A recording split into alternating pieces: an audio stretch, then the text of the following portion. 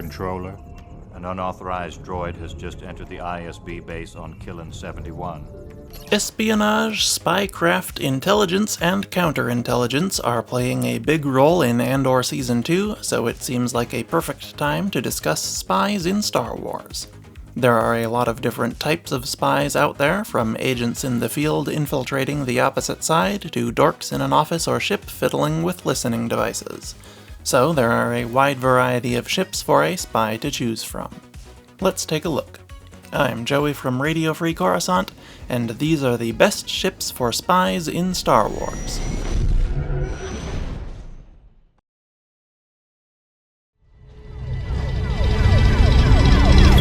Countermeasures armed. What is that?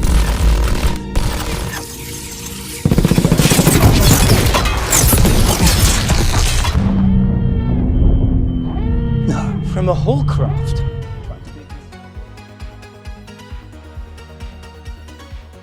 IGV-55. Perhaps the most obvious choice for a spy is the IGV-55 surveillance vessel. Suitable for Imperial spies only, this listener ship is one of the most capable communications ships in the Imperial Navy. The IGV-55 was built off the ever-versatile Gozanti cruiser, but had several very prominent differences. It had 2 fewer TIE fighter racks, and some of the space in the wing area was cut off, but it gained an extra 2 outboard engines instead. Most noticeably, though, it had a large communications mast with 4 long-range signal dishes capable of intercepting and transmitting data from thousands of light years away, and a huge sensor disk covering much of the ship's dorsal side. The mast carried a passive dedicated energy receptor array and an active phased full-spectrum transceiver array, while the disk held its high-resolution hyperspectral imaging receiver. IGV-55s were also as stealthy as a signals intelligence ship could reasonably be as well, with electromagnetically insulated engines and a bridge module, and a special composite hull coating to minimize signal leakage. It was also armed with 2 double laser cannons like the standard Imperial Gozanti for defense in case you were ever caught. These ships were primarily utilized by the Imperial Information Office, but would have been perfect for Imperial spies and ISB teams, and probably saw much use with them too. The IGV probably strains the pop culture definition of spy because you aren't going to be personally infiltrating any rebel cells or anything like that, but it presents a much more realistic and modern version of spying. Sitting back slicing into computers or droids and listening in on or even jamming clandestine enemy transmissions from the safety of your own ship. The only drawback to the IGV-55 is that, like I mentioned, it is only available to Imperial spies. Conceivably, you could probably steal one if you wanted to spy on the Empire instead, but these were probably considered a highly sensitive asset, and I imagine the crews would have been trained to self-destruct the ship rather than allowing it to be captured. And they were normally either part of a blockade and surrounded by other Imperial ships to defend them, or parked in deep space with no way for you to sneak up on one. But for Imperial spies who aren't interested in the glamour and glory of being an agent out in the field, the IGV-55 would be an excellent ship to serve on or command. X-70B Phantom. I typically only talk about the Skywalker Saga era on this channel, but 3,600 years before that time period, the ultimate ship for a spy would have been the X-70B Phantom prototype. This was a fairly rare model of ship that was used by the Sith Empire, which controlled the galaxy at the time. They were mostly used by the Sith, but Imperial intelligence agents could have access to them as well, which is where you come in. The Phantom measured 80 meters long by 94 meters wide and 18 meters tall, and was designed to mimic a civilian luxury shuttle or yacht. But unlike those, the Phantom was equipped with the most advanced technology available in its era. It was armed with heavy laser cannons and missiles, and equipped with highly sophisticated sensors, stealth coatings, and even a primitive cloaking device. Its interior was highly luxurious in keeping with its disguise, and included a lounge, long-range communications terminal, medical bay, cargo bay, and conference room. While access to this ship was very limited, it would make a great option for spies with more stereotypically theatrical careers. It is certainly possible, though highly unlikely, that spies from later eras could find X-70Bs abandoned in used ship lots or on the second-hand market. Due to the ship's rarity, it may even be possible that the seller wouldn't know what he really has and you could get a good deal on it. But I would imagine that they are probably only in the hands of antique ship collectors these days. Still, even though its glory days are long past, the X-70B could potentially be useful to the right kind of spy even into the modern era. Fondor Haulcraft. For Rebel spies, your options are much more broad. Virtually any ship could make a good spy ship for you, as you are more likely to be going undercover or just trying to stay out of sight. And one that has proved very successful for one of the Rebellion's most secretive early leaders was the Fondor Haulcraft. Also known as a V-21.1 Chevlex light haulcraft, this 26 by 22 by 5.5 meter transport will serve you just as well as it did Luthen Rail.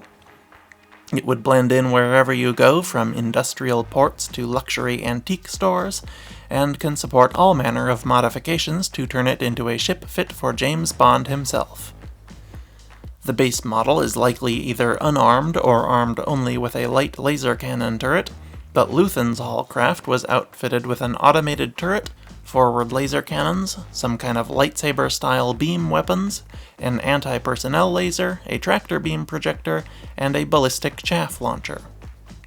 It also had a powerful communications system to allow him to speak to his office on Coruscant no matter where he was in the galaxy, and upgraded engines. With all that added to Luthen's ship, you could undoubtedly modify yours with whatever weapons, sensors, or other gadgets you want. The beam weapons and chaff launcher seem particularly structurally invasive, so if it can support those, it means you could really get creative with it. Unfortunately, we don't know how much it costs, and it is unlikely to be simply assigned to you like the Imperial ships on this list, so it is hard to say how hard it would be to get one. But considering it is a nondescript commercial vehicle, it should be quite easy to get your hands on. Quadjumper. A more unorthodox choice for a spy would be the TUG B13 Quadjumper. Maybe you'll think I'm crazy for this one, but some spies don't need all the technology of the IGV or Phantom, or all the Bond gadgets you can install in a Haulcraft. These spies are more subtle and need an inconspicuous ship to match, and I can't think of a less conspicuous ship than a Quadjumper. These tugs can be found in any shipping facility or dock across the galaxy, and are not uncommon as personal transports and other roles as well. A Quadjumper would not look out of place virtually anywhere, and at just 8 meters long by about 7 meters wide and 5 meters tall, it would be very easy to disguise if that were necessary as well. Throw some camouflage netting over the top or just park it behind some particularly tall shipping containers, and nobody will bat an eye or even see it. Its maximum atmospheric speed of 1,150 kilometers per hour would be helpful for making a quick escape too. We don't know what its hyperdrive rating was, but it was probably not very fast in that realm. Fortunately, it was very likely a highly affordable ship. Its bare-bones design means it undoubtedly costs no more than 20 to 25,000 credits. This golden combination of ubiquity, utility, and affordability would make it a perfect ship for spies trying to stay out of sight and under the radar. Star Courier. And finally, the Republic Sinar Systems Star Courier, used by Darth Maul and Emperor Palpatine, would make a great ship for spies of any faction. While it's not abundantly clear whether or not the Star Courier was available for sale to the general public, at least one version of its lore said that it was manufactured for diplomats and businessmen. It would of course not come with Maul's cloaking device, surveillance gear, and other spy equipment off the shelf, but it would still be a classy ship to let you blend in with other rich people you're spying on. Like the Fondor, it was a very convenient size at 26.5 meters long by about 16 meters wide and 5.5 meters tall. Maul's Star Courier, the Scimitar, was armed with 6 laser cannons, and while it's unlikely that a Star Courier would have that many by default, it probably had at least 2. It also had advanced sensors to help its wealthy pilots keep themselves out of harm's way, so it is pretty clear why Palpatine chose this model of ship as a starting point to build his apprentice's stealth craft out of. You could choose to outfit yours with similar equipment to the Scimitar, add different gadgets and gizmos to better suit your particular mission, or just use it as is. The Star Courier would be a fantastic choice for a spy, regardless of faction or type. And those are 5 of the best ships for spies in Star Wars. Anything you can get your hands on will work fine, but these 5 each had some special quality that I thought a spy could appreciate. But let me know what you thought of these and what you would have chosen instead. Subscribe to the channel too, and I will see you next week. Thank you for watching. RFC out.